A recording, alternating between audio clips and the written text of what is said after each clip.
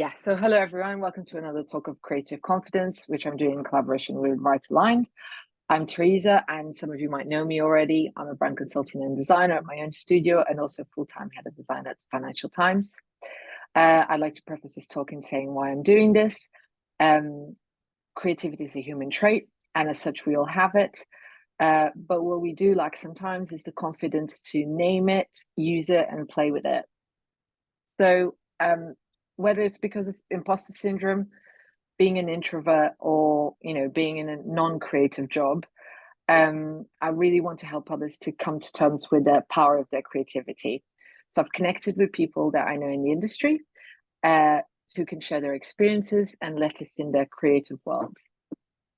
My guest today is Jaz Marfo, coach for ambitious careers and communities, public speaker,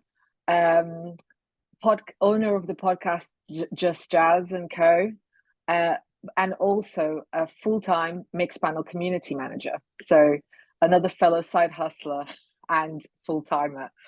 Welcome, Jazz. Thank you so much for doing this. Can you tell us a little bit about your journey and how you got where you are? Yeah.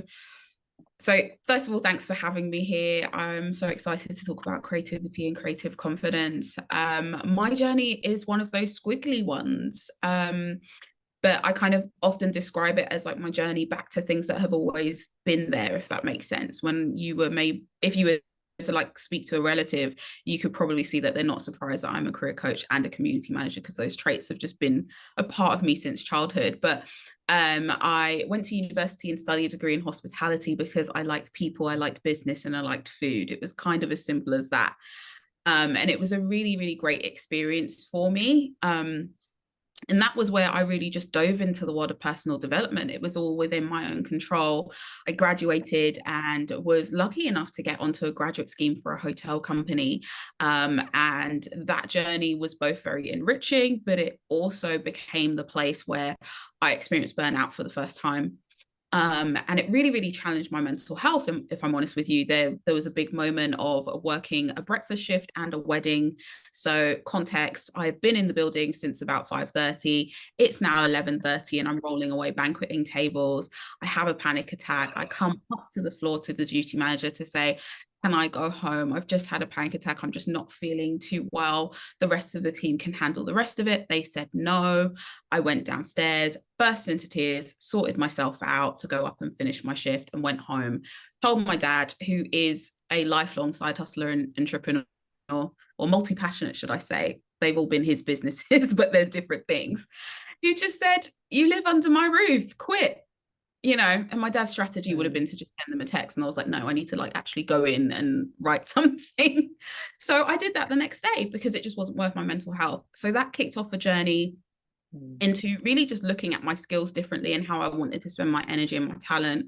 I ended up working for a estate agent in Clapham in South London in the UK. And that was a really great experience to just do something that utilized my skills, but wasn't as intensive and didn't have all the expectations of a graduate scheme, right? Grew into being their property manager after 3 months in the role. Fell in love with property. Context, multi-passionate dad is both a DJ and a carpenter. So I've been around property my entire life. Like I could wax lyrical with the landlords about like solid hardwood floors and marble countertops. Right? It was fun. And then I kind of did that thing that you do where you go, okay, where's the ladder here? What's the ladder?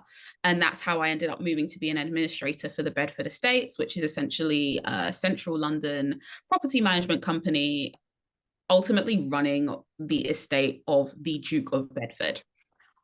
So that was a great experience, was there for a while. Also then did the ladder thing and said, okay, what's the next step? Like, what do people in property do to get to the quote unquote top? And I was like, okay, they're surveyors. Cool, let's do that. So started the process of training to be a surveyor.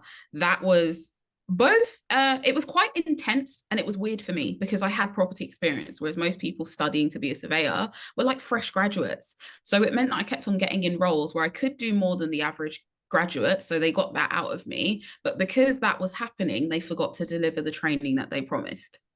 So I ended up being in this Mm, catch-22 of like I actually boomeranged, as in left and went back to a particular organization when they had the training, but also left a lot of jobs to say, like, you didn't give me the training that you promised. Also, by this mm, time, I'm technically a mature graduate. You know, I'm just like, look, this is my second career path. I don't really have time to waste. Like, high achiever 101, do not waste our time.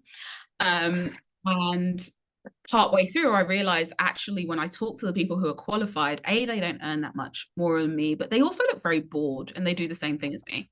So came to a period where I was actually fired. And I was very grateful I was fired. I was essentially being bullied in this role. There was a lot of crying in the toilet cubicle. So when they fired me, mm. I actually started to cry again, which was bizarre. But they probably thought it was like distress. But for me, I was just like, thank you. You have freed me. You have freed me with money. Like off I go. Yeah. I remember bouncing down the stairs the next day to my mom, and I said, the next job that I get is going to be something that fits me. Like, I want something that lets me have ideas and lets me change stuff. I kept on being in these corporate environments where it's like, this is the box. That's a lovely idea, Mm, Jazz, but we've always done it this way. For 50 years, we've done it this way. Why fix it? And that frustrated me because on the flip side, I could see all these people who are just like, I hate this system, this tool, this process, this thing. So that's how I ended up working for a property startup, because I rocked up and said, I have a bunch of property experience and no startup experience, but a bunch of enthusiasm. If that sounds good for you, I'd love to pop in for a tea. They said yes. And that essentially started what is now a 6-year journey in tech.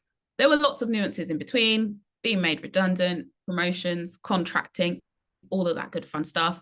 But it's all been about me having some agency over my career to the point of being a community manager now. that's amazing, and it's so interesting to when you have a squiggly career. I mean, I've had one as well, where you're kind of like, trying these things that, you Mm. know, for one reason or the other, they really you kind of like get to like a closed door in your life, and you're like, I can't carry on this way. I can't carry on through this, and um yeah, and then it really forces you to look inwards and to look at the Yeah. things that because you mentioned that like your family wouldn't be, no one that knows you very well would be surprised that you became a community Mm. manager and a coach. So yeah, clearly you had like that, those traits from like a young age, but you kind of get into the flow of education and all that stuff, and kind of, oh, this is the path I need to lead. And yeah, so interesting, because so many more people will have that experience.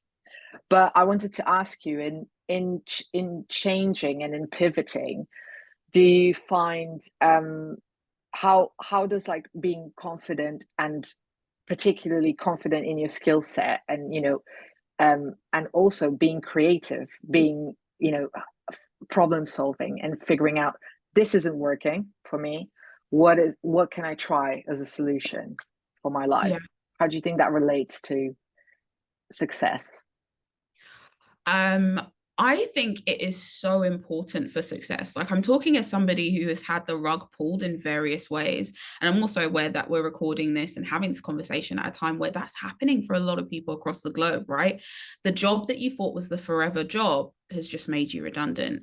Or the career path that you thought was like step 1, 2, 3, 4, 5, and 6, you've reached step 2 and you've realized there is no 3, 4, 5, or 6, or you don't want what that pathway is, and it's not linear. And I think for me, having the confidence in my skill set, and I describe it when I work with my clients as your skills, strengths, and talents, because they're very different things. Skills, baseline, like I can do written communication. That's a skill. I can collaborate. That's a skill. Strength, something comes easy to me. So I find I would probably say communication overall is a strength of mine. Copywriting is a strength of mine, writing in general. And then we go into talent. I'm talented at storytelling, right? I'm talented at public speaking. Again, these are skills. They can all start off as skills, but strength is where we talk about the ease, and talent is where we talk about like the inherent gift. Again, that becomes the part that people have always said. There was a 7-year-old version of Jazz doing the announcements in church on Sunday. So in the womb.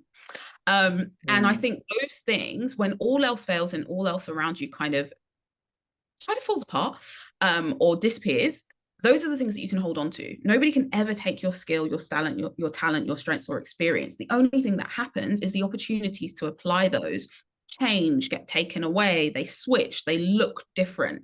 They're almost like containers for us to put all of these skills into. So, you know, using the example of both of us as multi-passionate people, we've got certain strengths that we get to channel. Like I'm a big fan of Marvel stuff, you know, superhero, we go, you get all of this from me, great. And we find the little corners in our job where it's just like, this project means I can go with all of those strengths. And those have been vital for me. And even when it talks about specifically being creatively confident with that, that's why I am where I am today. So in my experience, the organization I work for is Mixed Panel. I've been there for 3.5 years. I came in as a temp, maternity cover, 12-month contract, come in, do the job, have a great time with a great company. 6 months in, I realized that there was an actual gap in community. So I started to collaborate with the product manager of there. I said, what can I do to help? I like to write. Can I write helpful blog posts for people? Can I do little mini trainings? Yeah, I'd be happy to host the webinar. I just started to show up and fill the gap and just experiment, right? I'll put it out there. If people like it, they'll show up, they'll give feedback, we iterate, and we just play. This is a new playground for me. And I did that informally, to the point where when I then had the conversation where they essentially said, we want to make you permanent, we love the impact that you've created, the work that I'd done in that playground actually defined them going, wow, okay, we hired her for this, she added on this. Are you kidding me? We need to keep her. And that essentially became a lot of the dialogue. I'd taken an entrepreneurial, i.e. creative, right? Because when you're an entrepreneur, it's about solutions. And I like to use the phrase entrepreneur and intrapreneur because you don't have to work for yourself to be able to find those creative solutions. You create value by default, but you have to feel comfortable and safe and confident to do that. And that's by having a handle on what those skills and strengths are. I am, so I do. I am creative, so I do this. I love experiments, or I am experimental, or I'm a scientist in this field, or I am a learner. So then I learn, I put things out there. It just becomes a little bit inherent when we anchor it to who we are and what we possess that no one can take away. So the similar thing happened after, I'd probably say about 1.5 years in that role. The community manager role showed up. And somebody was just like, have you thought of applying? And I was just like, no, because it says it's based in San Francisco. And they were just like, no, we don't care where the role is global. It can sit anywhere. I was just like, oh, okay, cool. And then we had a chat. We had the formal interview process. And they basically was just like, just come in and do what you want. And I was like, what? Another play? You'll give the playground that I've been like visiting gets to be mine, right? And then I said yes. And then about 1 year later, I then had a conversation with a senior leader in the company who basically was just like, right, we've done a review of how we're serving our customers, what's going on, the different tools and resources that we have. So there's a few functions that have come available. Have a look at this document that I send over and let me know which roles and responsibilities and tasks light you up. And I was just like, really? Okay, this, and this. And he was just like, great, that is your role now. So I could only say this, and this. So I'll use the example, customer education became a part of the role. I could confidently step in and go like, give me that, yeah, because I know how to train people. I enjoy doing it. I love taking feedback and turning that into solutions. I love iterating on stuff. There was just a bunch of stuff that I knew that I could do. So it was a no-brainer to kind of go, I want this one, this one, this one, and this one, this one. And this becomes my life now. I get to build on that creative confidence, because going back to the skills, strengths, and talents, in the skill side, the more you do something, the stronger that skill becomes. So it was like, again, playground, opportunities for that creative expression were opened up. So every time I do something, I get to do it differently, and I get to build that muscle and that evidence that that skill was there, and that I can translate it into different rooms and projects and purposes and aims.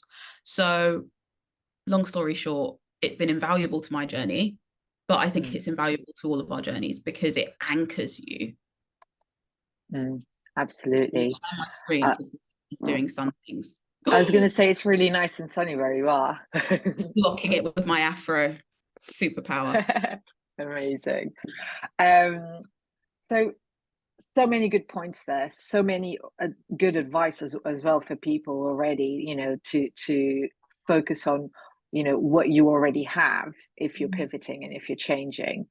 I wanted to ask if you have any kind of nourishing practices to those innate strengths and talents that you have, Yeah. like daily practices maybe, or things that you Yeah. do occasionally.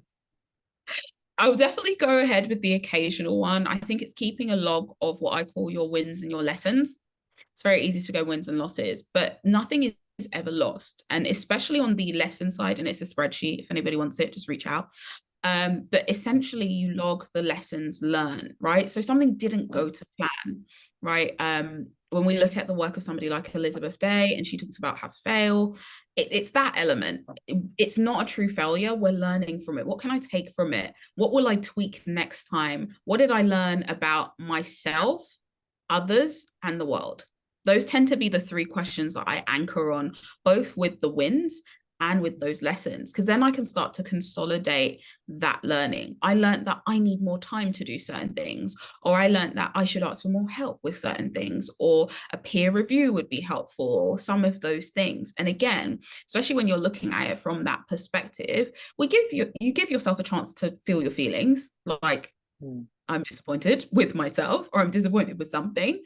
But you're able to then synthesize it into something that is proactive, that is a next time I'm going to X, Y, and Z. That also makes it easier for you to reattempt a particular project or a particular initiative, because we're always learning in that sense. So that's something that I try to do at least once a month. Separate to that, daily practice. This is one that I do with my husband. We've got a jar of good things. It's so easy, especially if you are a high achiever, ambitious, always working on the next, seeking the next, improving. It's very easy to forget those little nuggets of delight that happen in life. It can be an experience, it can be a moment, it could be a breakthrough, like yes from somebody or something that you've been like waiting for. But we literally pop that on a post-it and put it in a jar, so that at the end of the year we literally just like empty them on the bed and just open them randomly. Oh, And then it also gives you like a visual tool, because then you can see it filling up as the year goes by. So when you do feel a little bit like, oh my gosh, life is really lifing, you can look at this jar and be like, it's laughing, but it's not laughing too hard. There are a few things in the jar. Like I'm yeah, gathering that that's gratitude. So those two things. I love that. I really love that. It's so I love it as a visual thing as well. Because I was going to ask you, like, do you also with building up the confidence, and when um you're not sure, and you're in like your lowest moments, you've been through burnout before, and you know what Mm. it's like. Sometimes you can't really see the light in the end of the tunnel. I was going to ask if like is does visualization p- play a part in it? Is that something that you recommend people to do? Because I'm just Yeah. like conscious that sometimes that self-discovery, self-knowledge of knowing your skills, talents, and strengths might be something that is very difficult for some people sometimes when they're in the midst of that burnout phase where it's Yeah. That part is huge. Um, And what I would say with that part is like get a mirror. As abstract as that sound, we have friends that are mirrors, right? They are witnesses to enough of our lives to remind us of who we are in moments when we've forgotten. Big fan of pop culture, big fan of The Incredibles. It's the moment where Edna Mode goes, "You are Elastigirl! All of us come together!" Right? It's that. We need those people in our lives. And I'm not saying that just because your bestie says it, you're going to believe it immediately. It's still going to pull through your filter of like how you feel in the moment. But they can quite often see things that you have overlooked, you've forgotten, that again reaffirm I am, so I do. I am, so I did. What? That was me? And then hold up that mirror to kind of reflect back to you a clearer picture of what you've done, and therefore what you're capable of. So those can be found in friends, even colleagues, right? And I also say it to say, I've got colleagues who are also friends, I count them as both, but you can also get that from colleagues who have no personal attachment to you, right? You can proactively request feedback. And, you know, some of the questions I love for this is, when have you seen me perform at my best? It's completely subjective. But if we work together on 2 projects, if we've been in a couple of meetings together, you will have some variety of answer. And sometimes that can be a little bit of a pattern interrupt, because you're just like, you have no personal attachment to me, which means that you have no reason to lie. Cool.